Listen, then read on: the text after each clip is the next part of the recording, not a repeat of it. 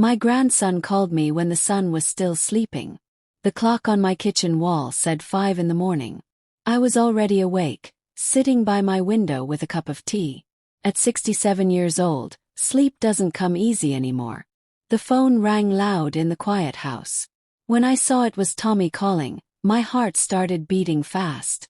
Tommy never calls this early. Never ever. "Grandma," he said. His voice sounded scared. Really scared. "Tommy baby, what's wrong?" asked him. "Grandma, please listen to me very carefully. Don't wear your red coat today. Please promise me you won't wear it." I looked at my red coat hanging by the door. I loved that coat. My husband bought it for me before he died 5 years ago. It was bright red like apples. I wore it everywhere. To the store, to church, to visit friends. Everyone in town knew my red coat. "Tommy, why can't I wear my coat? You're scaring me." "I can't tell you right now, Grandma. But you have to trust me. Wear your blue jacket instead. The old one. Promise me." Tears were in his voice. I could hear them. "Okay, baby. Promise. But Tommy, where are you? Are you safe?" "I'm okay, Grandma. But something bad is going to happen today. Something really bad. And if you wear that red coat, you might get hurt. Please, please don't wear it." Then the phone went quiet. He hung up. I sat there with the phone in my hand, feeling cold inside. The house felt different now. Like something was watching me. Outside my window, birds started singing their morning songs. But I didn't feel happy like I usually do.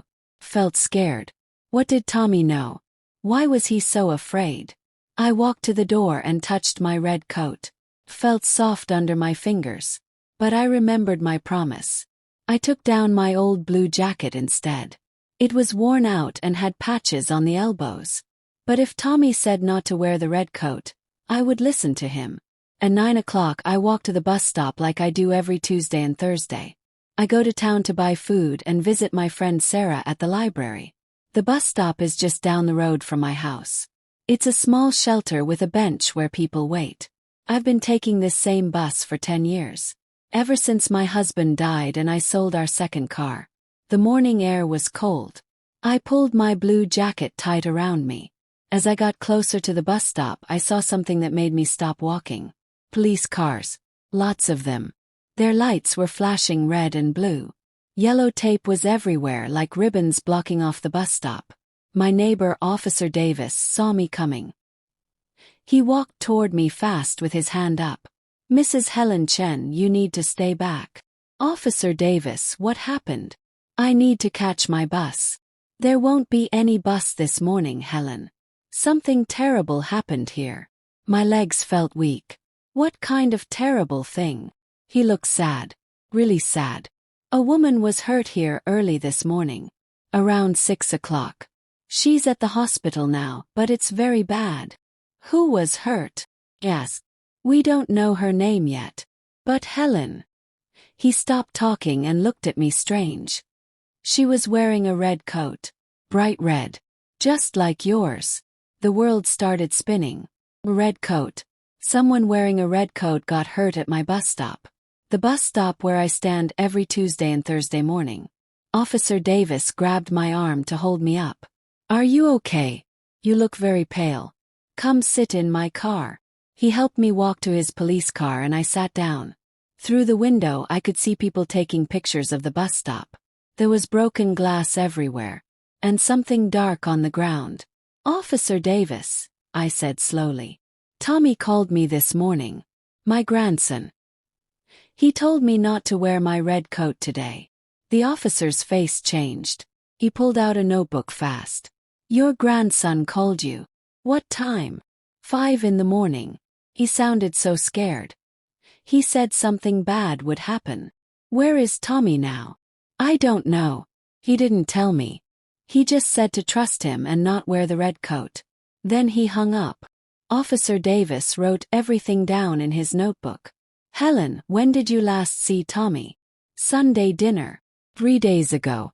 He came with his mother, Linda. My daughter. They ate chicken and rice with me." But now I was thinking hard. Did Tommy seem okay on Sunday? Or was something bothering him? I remembered he was quiet. Very quiet. He didn't eat much. He kept looking at his phone. What happened to that woman, Officer Davis? The one in the red coat. He took a deep breath. Someone hit her with a car. On purpose. They drove right at her while she was standing at the bus stop. Then they drove away fast. My stomach felt sick. Someone tried to kill a woman wearing a red coat. My bus stop, where I stand every week. Officer Davis, I said quietly. Do you think someone was trying to hurt me? I don't know yet, Helen. But we need to find Tommy. We need to ask him how he knew about this before it happened. A lady detective walked over to us.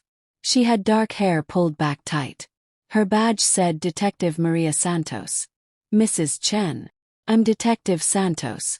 I understand your grandson warned you about something this morning. I told her everything again. About Tommy's call. About the red coat. About how scared he sounded. Do you have a way to call Tommy? She asked. I tried calling his phone. It rang and rang but nobody answered. I tried 3 more times. Still nothing. Does Tommy live with you? No, he lives with my daughter Linda in town. He's 20 years old. He works at the coffee shop and goes to school.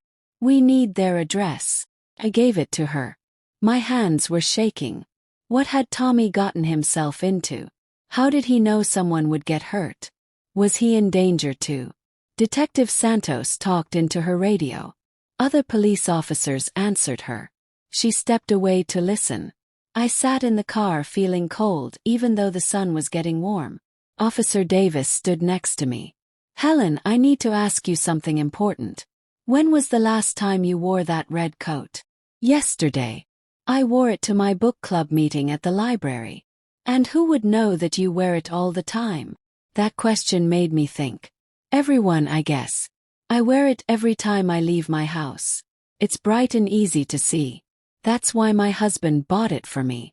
So cars would see me when I walk. And who knows, you take the bus on Tuesday and Thursday mornings from this exact stop. My family knows. Linda and Tommy. My friends at the library. The other people who ride the bus. Lots of people, I suppose. Officer Davis looked serious. Helen, I'm not trying to scare you. But someone hurt that woman. She was wearing a coat just like yours. She was standing at the place where you stand every week. And your grandson warned you to stay away. Do you understand what this means? Understood. Someone wanted to hurt me. And they hurt another woman by mistake. A woman who was wearing a red coat like mine. But why? Yes. Why would someone want to hurt me? I'm just an old lady. I don't bother anyone. That's what we need to find out. Detective Santos came back. Her face looked worried. Mrs. Chen, we just found out who the woman is. Her name is Margaret Wu. She works at the bakery downtown. And according to her sister, Margaret borrowed a red coat from a friend yesterday because her own jacket was broken. So she's not someone who wears red coats all the time. No, this was the first time. She just happened to wear it today. My heart hurt for Margaret. She was hurt because of me. 'Cause someone thought she was me. Is she going to be okay? Detective Santos shook her head slowly. She's in very bad shape, Mrs. Chen. The doctors are doing everything they can. Tears came to my eyes. A nice woman was hurt because of my coat. Because someone wanted to hurt me instead. Mrs. Chen, I need you to come to the police station with me. We need to ask you more questions. And we need to keep you safe. Safe from what? From who? That's what we're going to find out. But right now someone tried to kill you. And until we catch them, you're in danger. Officer Davis helped me stand up. As I walked to Detective Santos's car, I looked back at the bus stop. The place where I'd waited for the bus hundreds of times. It didn't feel safe anymore. Nothing felt safe. We drove to the police station. It was a big building in the middle of town. I'd only been inside once before, when I needed to get a paper signed for my taxes. Detective Santos took me to a small room with a table and chairs. Mrs. Chen, I need you to tell me everything about your family, about your friends, about anyone who might want to hurt you. Nobody wants to hurt me, I said. I'm nice to everyone. Someone does, she said gently. And we need to figure out who. Thought hard. Who would want to hurt me? I lived alone in my small house. I went to church on Sundays. I volunteered at the animal shelter on Wednesdays. I had dinner with Linda and Tommy every Sunday night. I didn't have much money, just my small pension from when I worked as a teacher. And the house which my husband left me. The house. My stomach dropped. Detective Santos, there is one thing. My house. My daughter Linda has been asking me to sell it. She wants me to move into a senior home. A place where old people live together. Why does she want you to sell? She says the house is too big for me. Too much work. She says I could get a lot of money for it because it's near the new shopping mall they're building. How much money? A man came to look at it last month. He said maybe $300,000. Maybe more. Detective Santos wrote that down. That's a lot of money. What did you tell your daughter? I told her no. I love my house. My husband and I bought it 40 years ago. We raised Linda there. Tommy played in the yard when he was little. I don't want to leave. How did Linda react when you said no? I remembered. Linda got angry. Really angry. She said I was being stubborn. She said I was being selfish. She said I wasn't thinking about my future. We argued a lot. Even Tommy got upset. But Tommy took my side. He said it was my house and my choice. Mrs. Chen, has anything strange happened lately? Any strange phone calls? People watching your house? Anything that felt wrong? I thought back over the past few weeks. There was one thing.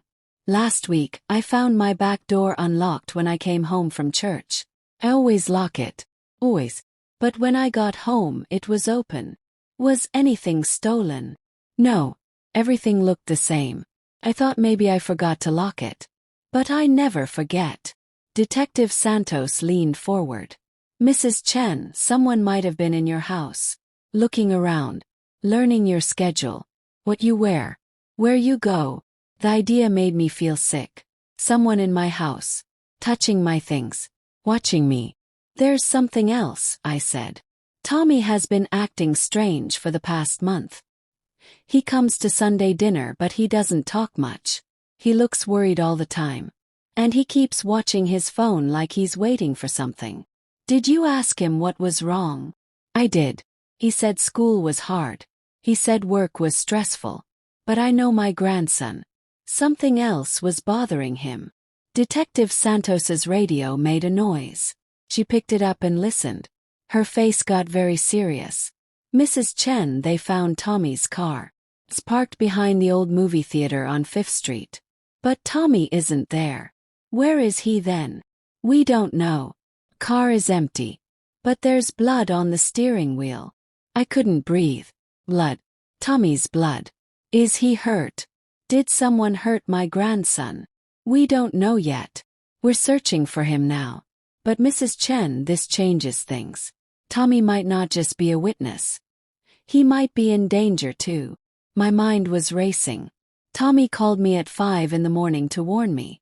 Then his car was found with blood in it. What happened to him after he called me? I need to call Linda, I said. I need to tell her Tommy is missing. We've already sent officers to your daughter's house. They're going to bring her here. Does she know about the woman who got hurt? About the red coat? Not yet. We wanted to talk to her in person. We sat in that small room waiting. I couldn't stop thinking about Tommy. When he was little, I used to watch him after school. We would make cookies together. He would tell me about his day. About his friends. About his dreams. He wanted to be a pilot. He wanted to fly planes and see the world. Now he was missing. And there was blood in his car. The door opened. Linda came in with 2 police officers. She looked scared and confused. Mom, what's going on? The police came to my house and said I had to come here right away. Linda, sit down. Something bad happened. She sat next to me and I took her hand. It was shaking. Detective Santos told her everything. About the woman at the bus stop. About the red coat. About Tommy's warning call. About his missing car. Linda's face went white. Tommy called you. When? 5 this morning. He told me not to wear my red coat. He knew someone was going to get hurt. But how would he know that? Unless. She stopped talking. Her eyes got wide. Unless what, Linda? Detective Santos asked. Unless he was involved somehow. Unless he knew what was going to happen because he was part of it. No, said Loud. Tommy would never hurt anyone. Never. Mom, think about it. He called you before it happened. He knew exactly what to say. And now he's missing. What if he did something terrible and ran away? Linda, that's your son. How can you say that? Because I don't know what else to think. Linda put her head in her hands. She was crying. Tommy has been so strange lately. Coming home late. Being secretive. Not talking to me. I thought it was just school stress. But what if it was something worse? Detective Santos gave Linda some tissues. Mrs. Linda Chen, do you know of anyone who might want to hurt your mother? No. Everyone loves my mom. She's kind to everyone. What about the house? Your mother said you want her to sell it. Linda's face got red. Yes, I want her to sell it. But not because I want to hurt her. Because I'm worried about her. She's living alone in that big house. What if she falls? What if she gets sick and nobody finds her for days? Did you argue about it? Yes, we argued. Mom can be very stubborn. She won't listen to reason. I don't need to listen to reason, I said. It's my house. I can do what I want with it. See? Linda pointed at me. This is what I deal with. She won't think about her future. She won't think about what's best for her. What's best for me is staying in my own home, I said. We were arguing just like we always did. But Detective Santos held up her hand. Ladies, please. This isn't helping. Right now, we need to focus on finding Tommy and figuring out who tried to hurt Mrs. Chen. Linda wiped her eyes. I want to help. Tell me what to do. First, I need you to think. Has anyone been asking about your mother lately? Anyone showing too much interest in her schedule or her house? Linda thought for a minute. There is someone. A man named David Park. He's a real estate agent. He came to my work last month and asked about Mom. He said he had a client very interested in buying her house. He asked when she usually left the house. What days she went shopping. Things like that. Did you tell him? I told him Tuesdays and Thursdays were her shopping days. But I didn't think anything of it. He seemed nice. Professional. Detective Santos wrote down the name. What company does he work for? Park Real Estate. It's a small office on Maple Street. My heart was beating fast. This David Park knew my schedule. He knew when I would be at the bus stop. Did Tommy know about this man? Asked Linda. She thought hard. Yes. Tommy was at my office the day David Park came by. Tommy talked to him for a few minutes. Asked him questions about real estate and property values. What kind of questions? I don't remember exactly. But Tommy seemed very interested. He even took David Park's business card. Detective Santos stood up fast. I need to make some calls. Mrs. Linda Chen, Mrs. Helen Chen, please wait here. Don't leave this room. She left us alone. Linda and I sat next to each other in silence. Finally, Linda said, Mom, I'm sorry. I'm sorry for pushing you to sell the house. I was just worried about you. I know, baby. But you have to understand. That house is all I have left of your father. Every room has memories. The kitchen where we cooked together. The bedroom where we slept for 40 years. The garden where he grew his tomatoes. I can't just leave all that behind. But what if something happens to you there? Then something happens. I'd rather die in my own home than live somewhere strange and lonely. Linda hugged me tight. We held each other and cried. For Tommy. For the woman who got hurt. For everything that was happening. Detective Santos came back with another officer. We found something, she said. David Park's real estate company doesn't exist. The address on his business card is an empty office. The phone number goes to a number that's not in service. So he lied about who he was. Linda asked. It looks that way. But we're running his picture through our database now. Someone from your office gave us a description. We're going to find out who he really is. What about Tommy? Yes. Any news? Not yet. But we have officers searching everywhere. The hospital, his school, his work, all his friends. We'll find him, Mrs. Chen. I promise. But hours went by and there was still no sign of Tommy. It was getting dark outside. I was tired and scared and hungry. Linda stayed with me the whole time. We drank bad coffee from the police station machine and ate sandwiches that tasted like cardboard. At 8 o'clock at night, Detective Santos came back into the room. She looked excited. We found him. We found Tommy. Is he okay? Is he hurt? He's at Mercy Hospital. He has some cuts and bruises, but he's alive. He's asking for you, Mrs. Chen. We rushed to the hospital. My old legs couldn't move fast enough. Linda held my arm and helped me walk. At the hospital, we ran to Tommy's room. He was lying in bed with bandages on his head and arms. His face was bruised and swollen. But he was alive. Tommy! I hugged him carefully. He winced but hugged me back. Grandma, I'm so sorry. I'm so sorry for everything. Shoo, baby. You're safe now. That's all that matters. Detective Santos and Officer Davis came into the room. Tommy, we need you to tell us what happened. Everything. From the beginning. Tommy took a deep breath. His voice was weak. It started a month ago. I met this man at the coffee shop where I work. He said his name was David Park. He was always very friendly. He'd come in every day and talk to me. Ask me about my life.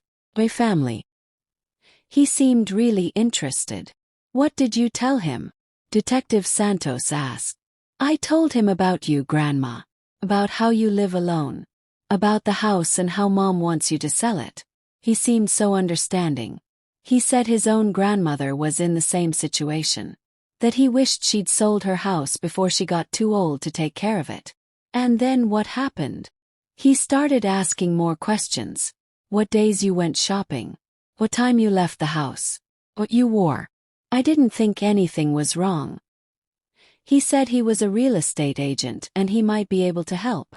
Did he offer you money? Tommy looked down at his hands. Tears started falling down his face. Yes. He said if I helped him learn more about Grandma's schedule, he'd give me $5,000. He said he had a client who wanted to buy the house, but they needed to make the right offer at the right time. He made it sound like I was helping Grandma. Like I was making sure she'd get a good deal. So you told him everything? Yes. I told him Grandma takes the bus on Tuesdays and Thursdays. I told him about the red coat. I told him everything. His voice broke. I didn't know. I swear I didn't know what he was planning. Linda put her hand over her mouth. Tommy, what did you think he was going to do with that information? I thought he was just going to approach Grandma at the bus stop. Talk to her about selling. Maybe make her an offer she couldn't refuse. I never thought he would hurt anyone. Never. When did you realize something was wrong? Detective Santos asked. Last night. David Park called me at midnight. He told me the plan had changed. He said tomorrow morning something big was going to happen. He said Grandma needed to stay home. He said if she went to the bus stop wearing her red coat, she would get hurt. Did he say how? No. He just said to make sure she didn't wear the red coat. To warn her without telling her why. He said if I told anyone, he would hurt Mom and Grandma both. He said he had people watching the house. So you called her at 5 in the morning? Yes. I was so scared. I didn't know what to do. I couldn't tell Grandma everything because David said he was listening. But I had to warn her. So I just told her not to wear the red coat. And then what happened? After I called Grandma, I tried to call David Park. I wanted to tell him I was going to the police. That I wasn't going to help him anymore. But when I called, different men answered. They said they knew where I lived. They said if I went to the police, my family would die. They told me to come meet them at the old movie theater. And you went? I had to. I thought if I talked to them I could make them stop. I could fix everything. Tommy pulled up his shirt. There were big bruises all over his stomach and sides. They beat me up. 3 guys. They hit me and kicked me and told me to keep my mouth shut. They said if I talked to anyone, they'd kill Grandma and Mom. Then they threw me out of my car and drove away with it. I hid in the woods behind the theater. I was too scared to move. Too scared to call anyone. I just hid there all day until some kids found me and called an ambulance. I held Tommy's hand tight. My poor grandson. He tried to protect me and got hurt. It's okay now, I told him. You're safe. We're all safe. But Detective Santos looked serious. I'm afraid you're not safe yet, Mrs. Chen. David Park and his men are still out there. And now they know Tommy talked to us. What do we do? Linda asked. We're going to put all of you in protective custody. We'll move you to a safe location until we catch these men. We've already put out an alert for David Park. Every police officer in the state is looking for him. But why? I asked. Why would someone go through all this trouble just to hurt me? Just to get my house? That's what we need to figure out. Mrs. Chen, your house is worth maybe $300,000. That's a lot of money, but it's not usually enough for someone to commit murder over. Unless there's something else. Something more valuable. Like what? I don't know yet. But we're going to find out. They moved us to a hotel outside of town. It was a small place with a funny smell and old furniture. But it felt safe. Police officers stood outside our door all night. Linda and I shared one bed. Tommy had the other bed. We were all together. All safe. But none of us could sleep. Mom, Linda said in the dark. I need to tell you something. What is it? Last week, a different man came to my office.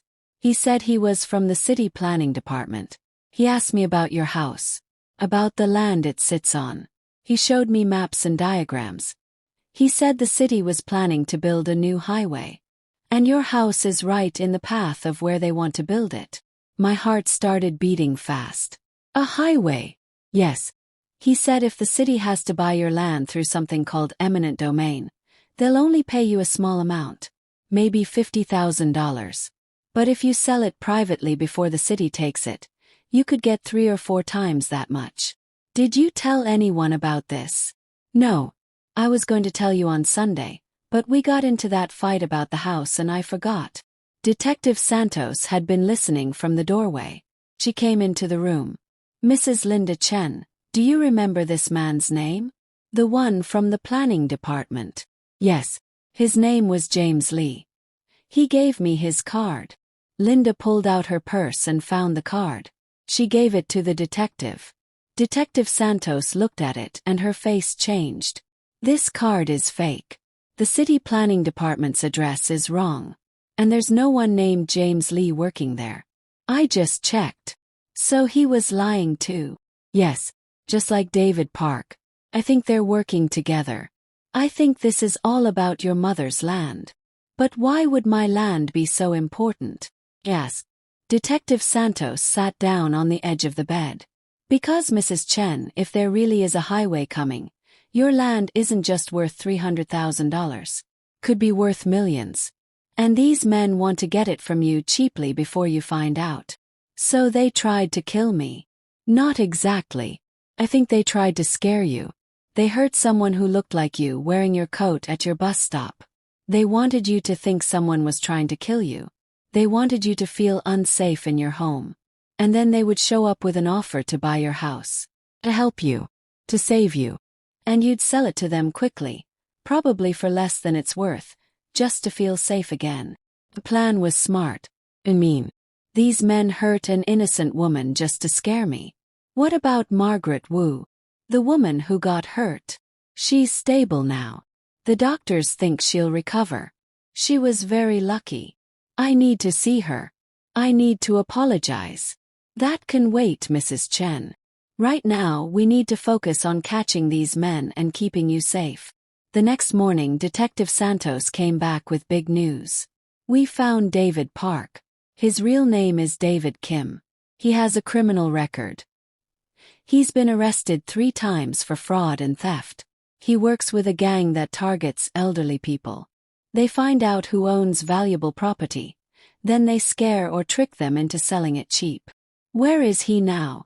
In custody. We arrested him at his apartment this morning. He had files on 20 different elderly homeowners in the city, including you, Mrs. Chen.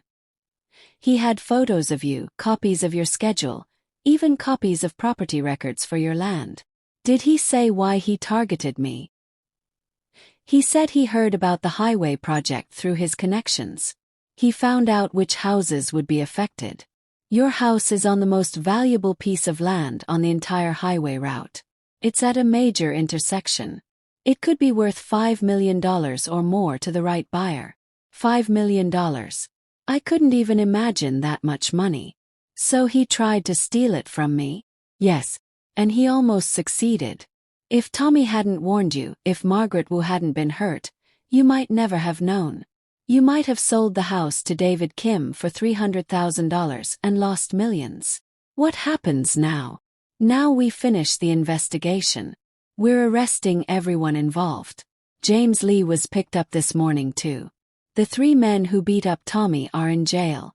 It's over, Mrs. Chen. You're safe. But I didn't feel safe. Felt tired, and sad, and angry. Detective Santos, can I ask you something? Of course. Why do people do things like this? Why do they hurt people for money? She smiled sadly. I wish I knew, Mrs. Chen. I've been a police officer for 15 years and I still don't understand it. But I do know this. For every bad person like David Kim, there are 100 good people like your grandson Tommy. He made a mistake, but he tried to fix it. He warned you. He put himself in danger to protect you.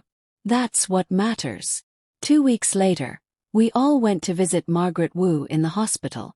She was sitting up in bed looking much better. Her leg was in a cast and she had stitches on her face, but she was smiling. Mrs. Chen, she said when she saw me. I've been wanting to meet you. I'm so sorry, I told her. You got hurt because of me. No, I got hurt because of bad men who make bad choices. That's not your fault. But you were wearing my coat color. They thought you were me. And you would have been in this bed instead of me. I'm glad it was me and not you, Mrs. Chen. You have family who loves you. A grandson who risked his life for you. That's worth more than anything. We talked for a long time. Margaret told me about her life. She lived alone too. She worked at the bakery making bread every morning. She had 3 cats and loved to read mystery books. She reminded me of myself. Margaret, I said. When you get out of the hospital, I want you to come have dinner with me. I make very good dumplings. I would love that, Mrs. Chen.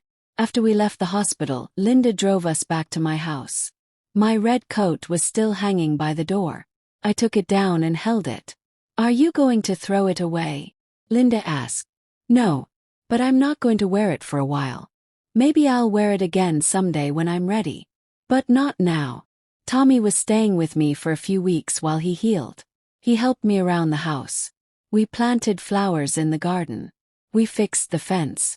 We made cookies just like we did when he was little. One afternoon, while we were sitting on the porch drinking lemonade, Tommy said, Grandma, I'm sorry I put you in danger. I should have been smarter. Tommy, you made a mistake. But you fixed it. You warned me. You saved me. That takes courage. I was just so scared. David Kim seemed so nice at first. I really thought he was trying to help. I feel like an idiot. Don't feel like an idiot. Bad people are good at pretending to be nice. That's how they trick people. But you figured it out in time. That's what's important. What are you going to do about the house? Are you going to sell it? I looked at the house. My home for 40 years. I don't know yet. The city sent me papers about the highway.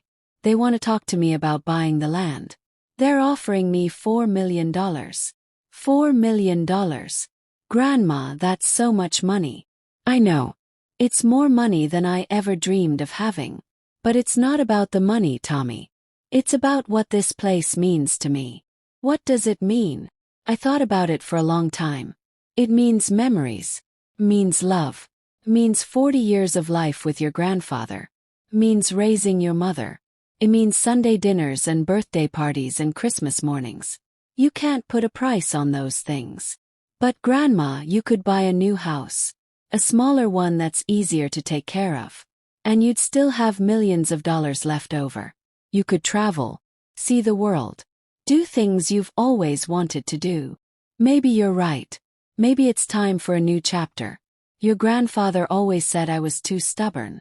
Too attached to the past. Maybe he was right. He loved you for being stubborn, Grandma. We all do. Car pulled up in the driveway. It was Detective Santos. She got out and walked toward us with a smile. Mrs. Chen, Tommy, I have good news. The district attorney finished the case. David Kim and his gang are going to prison for a long time. 20 years at least. They won't be able to hurt anyone else. That's wonderful news, I said. Thank you for everything you did, Detective Santos. I should be thanking you. And Tommy, if you hadn't been so brave, we might never have caught them. They've been operating for 5 years. You helped us stop them.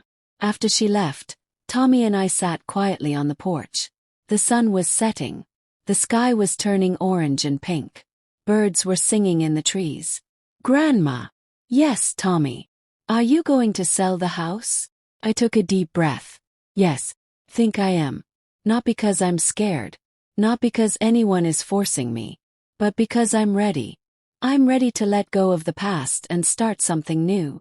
Where will you go? I don't know yet. Maybe I'll buy a small house near you and your mother. Maybe I'll travel like you said. Maybe I'll do something completely unexpected. I have $4 million. I can do whatever I want. Tommy laughed. Grandma, you're going to be rich. We're going to be rich, Tommy. I'm going to share it with you and your mother. This money belongs to all of us. It's our new beginning. Grandma, you don't have to do that. Yes, I do. You saved my life. You risked everything for me. And your mother, even though we argue sometimes, she loves me and wants what's best for me. This money will help all of us. 2 months later, I signed the papers to sell my house to the city. The check was so big I had to read it 3 times to believe it was real. $4 million. I put most of it in the bank. I gave Linda $500,000. She cried when I gave her the check. She said it was too much. But I told her she deserved it for being a good daughter and putting up with a stubborn old mother. I gave Tommy $500,000 too. He said he was going to use it to finish school and start his own business. He said he'd never forget what happened. That he'd use the money to help other people and never take advantage of anyone. I kept the rest for myself. $3 million. More than enough to live comfortably for the rest of my life. I bought a small house near Linda and Tommy.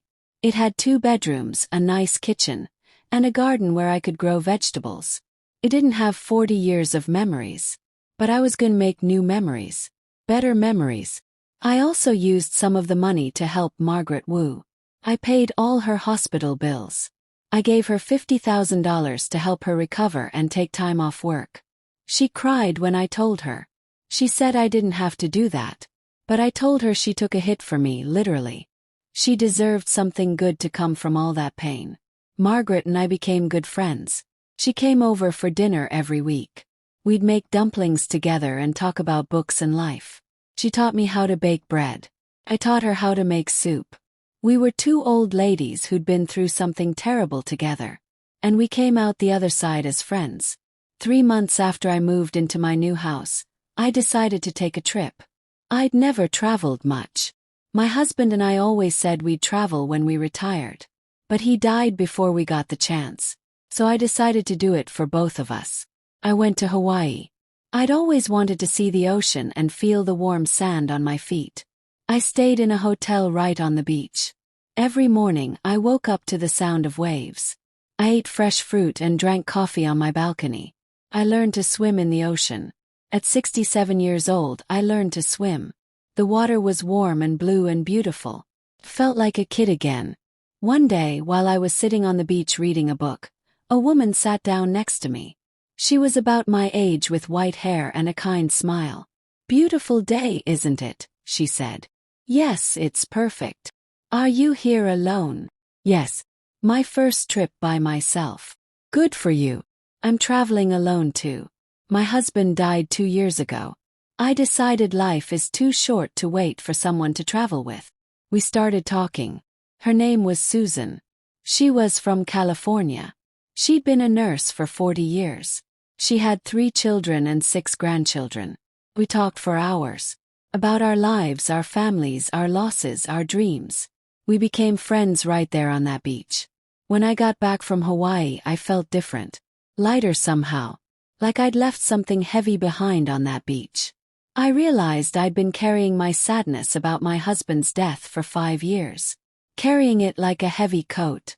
But now I was ready to take it off. Ready to live again. Linda noticed the change in me right away. "Mom, you look happy." "Really happy." "I am happy. I'm finally happy. I'm glad." "You deserve to be happy." Tommy was doing well too. He finished his first year of college with excellent grades. He got a new job at a better coffee shop. He had a new girlfriend, a nice girl named Amy who made him smile. We still had Sunday dinners together. But now they were at my new house. Cook my special chicken and rice. Linda would bring salad. Tommy and Amy would bring dessert. We'd sit around my new table in my new kitchen and talk and laugh. No more arguments. No more tension. Just family being together and enjoying each other. One Sunday, about 6 months after everything happened, I brought out my red coat. I'd kept it in the closet all this time. "What are you doing with that, Mom?" Linda asked. "I think it's time to wear it again." "Are you sure?" "Yes.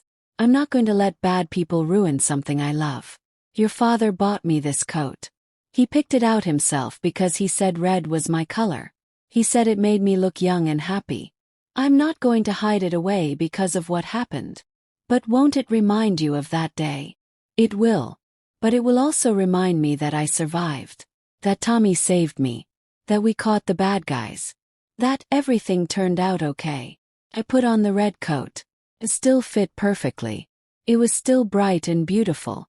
"You look great, Grandma," Tommy said. "Thanks, baby." The next Tuesday, I wore my red coat to go shopping. I took the bus just like I used to. When I got to the bus stop, I stood there for a moment. The place where Margaret Wu had been hurt. The place where someone had tried to scare me out of my home. But I wasn't scared anymore. I was stronger now. Smarter. More careful. But not scared. The bus came and I got on. The driver smiled at me. "Nice coat, Mrs. Chen. I haven't seen you wear that in a while." "I'm wearing it again now," I told him. "Good. It suits you." I sat by the window and watched the world go by. The trees were turning colors. Fall was coming. My favorite season. When I got to town, I went to the bakery where Margaret worked. She was behind the counter, wearing her uniform and a big smile. Her leg had healed. The stitches were gone. You could barely see the scars. "Mrs. Chen. You're wearing the red coat." "I am. I decided it was time." "It looks beautiful on you." "Thank you, dear. Can I get 2 loaves of your sourdough bread?" "Of course. And they're free today. My treat." "Margaret, you don't have to do that." "I want to. You've done so much for me. Please let me give you some bread." I took the bread and hugged her. This wonderful woman who'd been hurt because of me but held no anger. Only kindness. That afternoon, I went to visit the animal shelter where I volunteered. The dogs were excited to see me. They always were. Dogs don't care if you're old. They don't care if you're rich or poor. They just love you for being there. I spent 2 hours playing with the dogs and cleaning kennels. It was hard work, but it made me feel useful. Like I had a purpose. When I got home, I made dinner for myself. Soup and bread. Simple but delicious. I ate at my table by the window, watching the sun set. My phone rang. It was Susan, my friend from Hawaii. "Helen. How are you?" I'm wonderful. How are you? Great. I'm calling because I'm planning another trip. To Italy this time. And I was wondering if you'd like to come with me. Italy. I'd always wanted to go to Italy. To see Rome and Venice and Florence. When? Next spring. 3 weeks in April. What do you say? I thought about it for exactly 2 seconds. Yes. I'd love to. Really? That's wonderful. I'll send you the details. After we hung up, I sat there smiling. Me going to Italy. A year ago I would have said no. I would have said I was too old, too scared, too comfortable in my routine. But that was the old Helen. The new Helen said yes to adventures. The new Helen wore her red coat. The new Helen wasn't afraid. That night I couldn't sleep. Not because I was worried or scared, but because I was excited. Excited about Italy. Excited about my new life. Excited about all the possibilities ahead. At midnight I got up and made myself tea. I sat in my living room with all the lights off, just thinking. About how close I came to losing everything. About how Tommy's phone call saved my life. About how sometimes the worst things lead to the best changes. If David Kim had never targeted me, I'd still be in my old house. Still stuck in my routines. Still holding on to the past. But because of what happened, I was forced to let go. Forced to move forward. And it turned out moving forward wasn't scary. It was freeing. My phone buzzed. Text message from Tommy. Can't sleep either, Grandma? No. Too much thinking. Me too. Want to come over for hot chocolate? At midnight. Why not? We're night owls. Smiled. Give me 20 minutes. I put on my red coat and drove to Tommy's apartment. He lived near the college now, in a small place he shared with 2 roommates. When I got there, he had hot chocolate ready. We sat on his little balcony, wrapped in blankets, drinking chocolate and looking at the stars. Grandma, can I tell you something? Always. I'm glad everything happened the way it did. What do you mean? I mean, I'm glad I made that mistake with David Kim. I'm glad I learned that lesson. 'Cause now I know. I know how easy it is to be fooled. How important it is to question things. To not trust everyone just because they seem nice. That's a hard lesson to learn. But an important one. And I'm glad you're okay. I'm glad you're happy now. I'm glad you're going to Italy and living your best life. I'm living my best life because of you, Tommy. You saved me. Not just from David Kim. But from myself. From being stuck in the past. We sat in comfortable silence, drinking our chocolate. 2 people who'd been through something terrible together. Who'd survived and come out stronger. Grandma. Yes. Thank you for forgiving me. There was nothing to forgive, Tommy. You were trying to help. You were just a kid who got tricked by a professional criminal. And when you realized what was happening, you warned me. You put yourself in danger to protect me. That's not something to be forgiven. That's something to be proud of. He wiped his eyes. Even at 20 years old, he was still my little boy. The one who used to make cookies with me. Who used to run through my garden chasing butterflies. I love you, Grandma. I love you too, baby. So much. I drove home at 2 in the morning, wearing my red coat, feeling happy and grateful and alive. The next few months passed quickly. Winter came and went. I spent Christmas with Linda and Tommy. We had dinner at my house and exchanged presents. Tommy gave me a photo album filled with pictures from my trip to Hawaii. Linda gave me a beautiful scarf from Italy to wear on my trip. I gave them both letters. Long letters telling them how much I loved them. How proud I was of them. How grateful I was for them. Linda cried when she read hers. Tommy did too. In February, Margaret Wu and I started a support group for elderly people who'd been victims of fraud or scams. We met once a week at the community center. Sometimes 5 people came. Sometimes 20. We shared our stories. We helped each other heal. We made sure nobody felt alone. It felt good to turn something bad into something helpful. In March, I started packing for Italy. Susan and I had everything planned. Hotels, train tickets, tours. We were going to see everything. the Colosseum, the Vatican, the canals of Venice. I bought new clothes, a new camera, guidebook. I was more excited than I'd been in years. The week before I left, Linda threw me a going-away party. All my friends came. People from church, from the animal shelter, from my book club. Margaret came. Detective Santos came. Even Officer Davis came. They gave me gifts and advice and well wishes. Eat lots of pasta, someone said. Take pictures of everything, someone else said. Be careful but have fun, Linda said. Don't talk to strange men, Tommy joked. Unless they're Italian and handsome. Then definitely talk to them. Everyone laughed. It was a good party. Happy party. When everyone left, Linda and Tommy stayed to help me clean up. Mom, I can't believe you're really going to Italy. You've changed so much in the past year. I had to change. Life forced me to change. And it turned out to be a good thing. Are you nervous? A little. But mostly excited. Susan and I are going to have such a good time. Promise me you'll be careful. I promise. But Linda, you need to stop worrying about me so much. I'm tougher than I look. I know you are. You proved that. The night before my flight, I couldn't sleep again.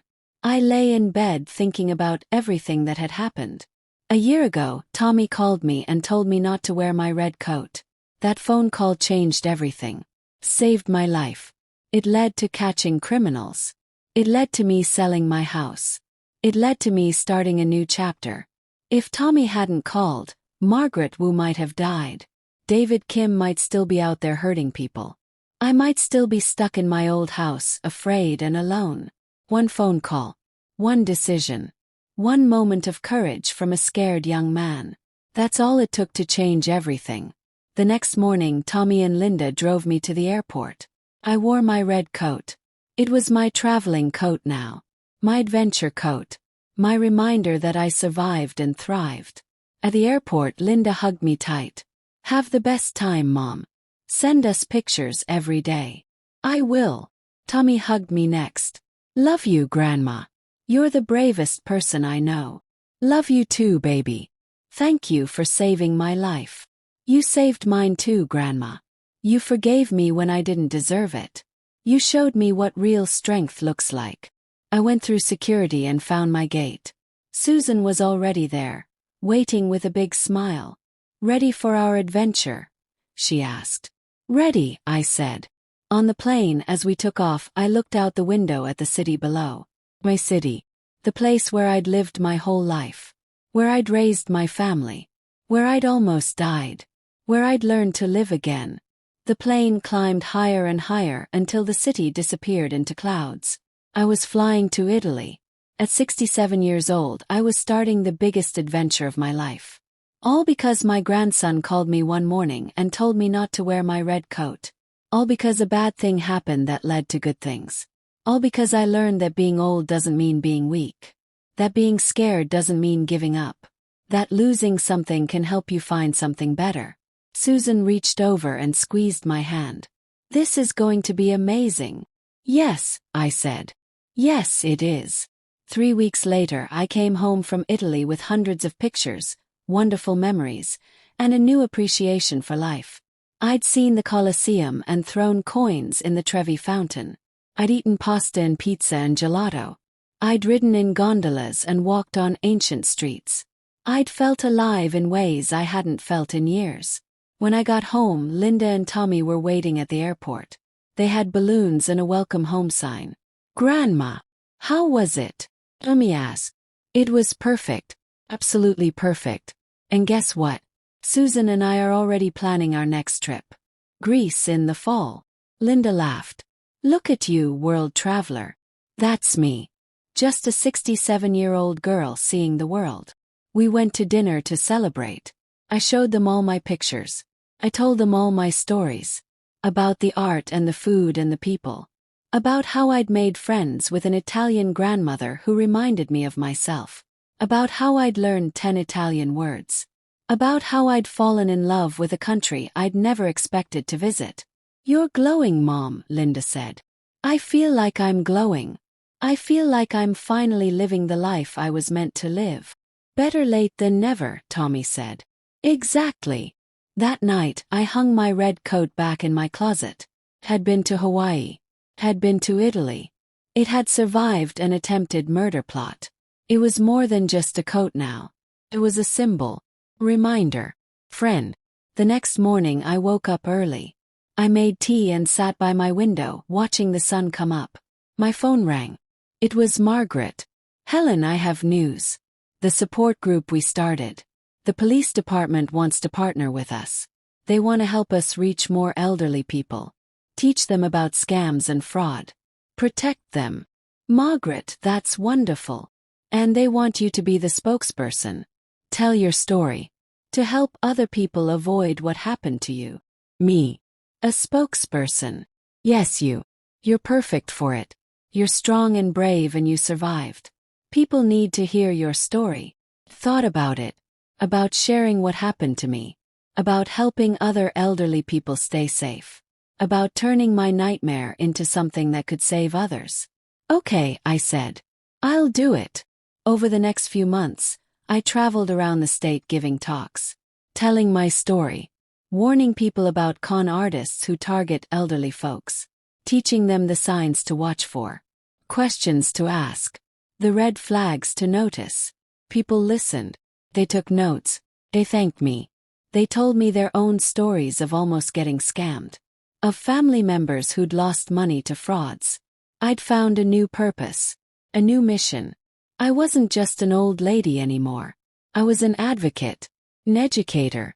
A fighter for people like me. One day, after a talk at a senior center, a woman came up to me. She was about 75 with white hair and scared eyes. Mrs. Chen, I think someone is trying to scam me right now. Tell me what's happening, she explained. A man claiming to be from the power company called her. He said her bill was overdue. He said if she didn't pay immediately with gift cards, they'd shut off her power. That's a scam, I told her. The power company doesn't ask for payment with gift cards. Did you give him any money? Not yet. But I was about to. I bought $500 worth of gift cards. They're in my purse. Good. You caught it in time. Let me help you. Called the police. They came and took a report. They gave the woman information about real scams. They thanked me for helping. The woman hugged me tight. You saved me. You saved my money and maybe my life. Thank you. That's what I'm here for, I told her. We elderly folks need to stick together. That night I called Tommy. Guess what? I stopped a scam today. Really? That's amazing, Grandma. I know. I feel like a superhero. You are a superhero. You're super grandma. I laughed. I like that. Super grandma in a red coat. The red coat is your cape. Exactly. Life continued. Good days and hard days. Happy moments and sad memories. But mostly good. Mostly happy. I went on more trips. France. Spain. England. Each time with Susan or with new friends I'd made. I kept volunteering at the animal shelter. I kept running the support group with Margaret. I kept giving talks about fraud prevention. I adopted a dog. An old golden retriever named Sunny. The shelter said nobody wanted him because he was 10 years old. But I didn't care. Old dogs need love too. Sunny and I became best friends. He slept on my bed. He followed me everywhere. He made me laugh every day. Tommy graduated from college. I was there in the audience, wearing my red coat, cheering louder than anyone. He started his own business helping small coffee shops with their marketing. He was doing well. He was happy. Linda got a promotion at work. She was managing a whole team now. Making good money. Feeling proud of herself. We were all doing well. All thriving. All living our best lives. One Sunday dinner about 2 years after everything happened, we were all sitting around my table. Linda, Tommy, Amy, Margaret, Susan, and me. A family of people who'd found each other through strange circumstances. I want to make a toast, I said, raising my glass of water. To second chances. To red coats. To phone calls that save lives. To family and friends. To being brave enough to start over. And to all of you for making my life so wonderful. To Helen, everyone said together. To Grandma. We clinked glasses and drank. Then we ate my chicken and rice. Margaret's bread. Susan's salad. Amy's dessert. We talked and laughed and told stories late into the night. When everyone left, I sat alone in my house. Sonny was sleeping on the couch. The kitchen was messy with dishes. But I was happy. So happy. I thought back to that morning 2 years ago. When Tommy called at 5 o'clock. When he told me not to wear my red coat. When my life changed forever. If someone had told me then that everything would turn out this good, I wouldn't have believed them. But it did. The bad thing led to good things. The scary thing led to brave things. The ending led to a new beginning. I walked to my closet and took out my red coat. I put it on even though I was just at home. I looked at myself in the mirror. A 69-year-old woman. White hair. Wrinkles. Was strong. Brave. Alive. Wearing a red coat that had been part of a murder plot. That had become a symbol of survival. That had traveled the world. That had taught me to be fearless. Thank you, I said to the coat. Thank you for everything. The coat didn't answer. Coats don't talk. But I felt like it understood. The next morning I got a call from the police department. They wanted me to speak at a big conference about elderly safety. 200 people would be there. I'd be honored, I told them. After I hung up, Tommy called. Grandma, I just got a call from a reporter. She wants to interview us about what happened. About how I saved you and how you turned it into something positive. What should I tell her? Tell her yes. Tell her we'll do it. Our story needs to be told. It might help someone else. Are you sure? It will bring up a lot of hard memories. I'm sure. The hard memories are part of the story. But so are the good ones. So are the parts where we survived and grew and became stronger. That's the important part. Okay. I'll set it up. And Tommy. Yeah, Grandma. Wear something nice. We're going to be famous. He laughed. We're already famous in my book. You're the most famous grandma I know. The interview happened 2 weeks later. The reporter came to my house. She asked us questions for 2 hours. About that morning. About the phone call. About David Kim and the scam. About Margaret Wu.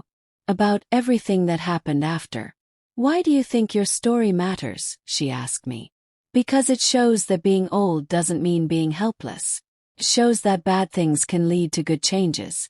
It shows that family and love and courage matter more than anything. And it shows that it's never too late to start a new chapter. And what would you say to other elderly people who might be targets of scams? I'd say trust your instincts. If something feels wrong, it probably is. Ask questions. Talk to family. Don't let anyone pressure you into quick decisions. And remember, you're stronger than you think. What about your red coat? Are you still wearing it? Smiled. Every chance I get. This coat has been through a lot. It's more than just a coat now. It's a reminder that I survived. That I fought back. That I won. The article came out a month later. It was on the front page of the newspaper. There was a big picture of me and Tommy, both smiling, me wearing my red coat.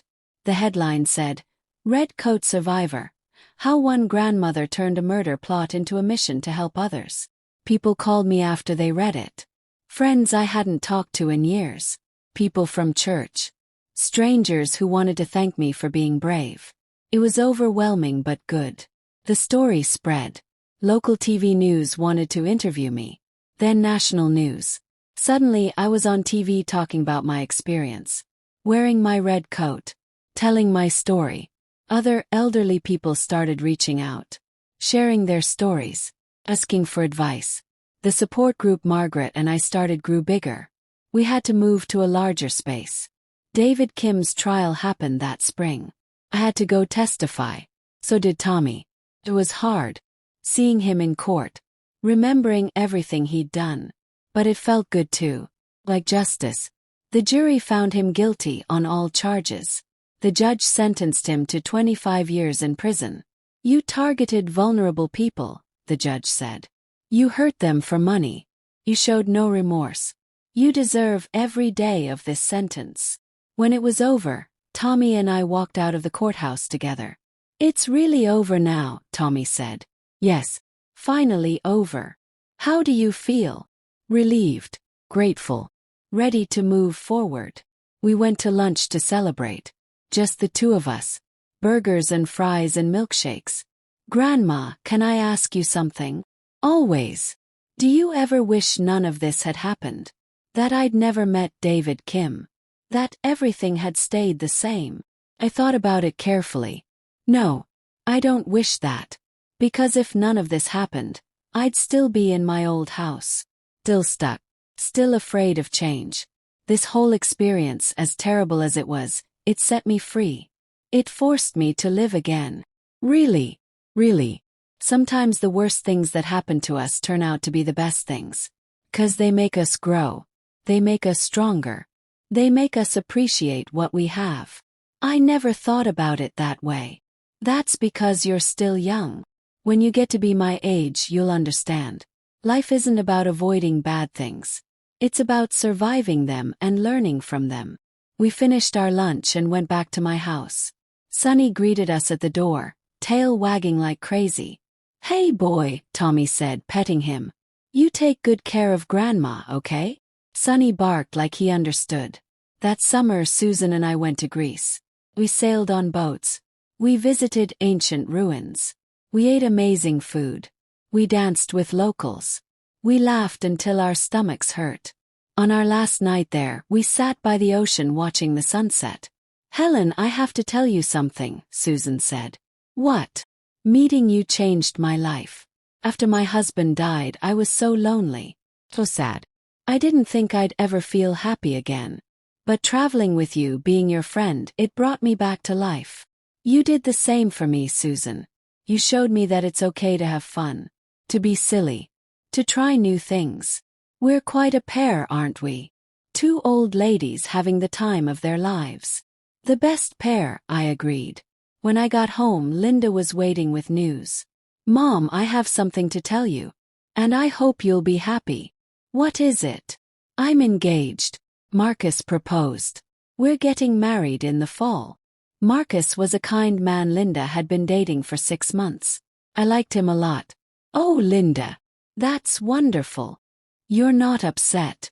I know it's only been 7 years since Dad died. I'm not upset at all. Your father would want you to be happy. He'd like Marcus. And I like Marcus. This is good news, honey. The best news. She hugged me tight. Will you help me plan the wedding? Of course. We'll make it beautiful. We spent the next few months planning. Choosing flowers. Picking out dresses. Making guest lists. Kept me busy and happy. Tommy was going to walk his mother down the aisle. I was going to sit in the front row. Wearing my red coat naturally. The wedding was beautiful. It was outside in a garden, with flowers everywhere and sunshine and happy people. When Tommy walked Linda down the aisle, I cried. Happy tears. Proud tears. My daughter looked beautiful. My grandson looked handsome. My family was together and happy and whole. At the reception, they asked me to give a speech. I stood up in front of everyone, holding my glass. I'm not good at speeches, I started. But I want to say a few things. Life is short. It's unpredictable. Bad things happen. Scary things happen. But if we're lucky, good things happen too. And if we're really lucky, we have family who loves us. Friends who support us. And the courage to keep going even when things are hard. Linda, you've been a wonderful daughter. Sometimes we fought. Sometimes we disagreed. But you always loved me. You always cared. And now you've found someone who loves you the way you deserve to be loved. Marcus, welcome to our family. You're getting a strong woman. Smart woman. Kind woman. Take care of her. Tommy, my brave grandson. You saved my life 2 years ago. But more than that, you taught me what courage looks like. You made a mistake, but you fixed it. You risked everything for me. I will never forget that. And to everyone here, I want to say this. Life is precious. Don't waste it being afraid.